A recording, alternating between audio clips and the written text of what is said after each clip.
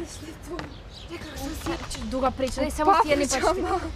Da, to čim cijeli dan, ko manijak. A uglavnom, ustala sam se rano jutro i skoro sam zakasnila. I onda sam jurnula van iz stana, on sva u žurbi, i onda sam skočila da sam u papučama.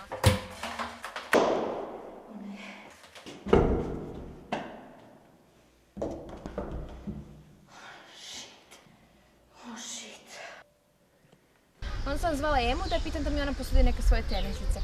I onda je rekla da će... mame nemaju doma? Ne, dobro. Ja rekla može. I rekla da ćemo se ovdje naći, ali naravno ona kasni. Da, dobro i? Naravno. Ja sam onda jurila ovamo da ne zakasnim. Na sastanak njom. I onda sam pretrčala cestu.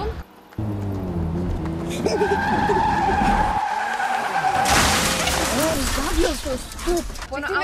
Ne, auto je bio skroz lupan. On je uzeo ovak volan i počeo juriti za mnom i vikat mi da će me ubiti, da će me prebit. Psovao mi je, užasno je bilo. I onda sam ja bježala od njega. Ovak sam pogledala prema natrag i onda kad sam se okrenula natrag trpala sam ženu. I onda sam sve njoj ovako ruž razmazao, sve ovako tu. I onda umjesto da se obriše maramicom i sve zaboravi, ona je počela juriti za mnom, vikala je nešto o maratonu, o balavicama, šta ja znam, luđakinja neka, totalna. Dobro, i kada je bilo? I onda sam tamo nekog tipa gurnula na ljestvama i onda se jedan sad polomio.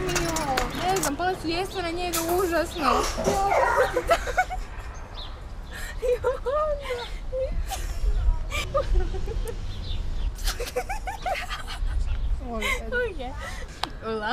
I onda sam samo neku ženu opet trknula sa papirima. Papiri su se raspali, a naravno ja sam za to kriva.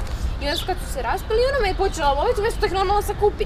Onda još se tih par ljudi tako naredalo i onda ti je bilo ono sa slonom. Kako sa slonom? Ja ti moram ići.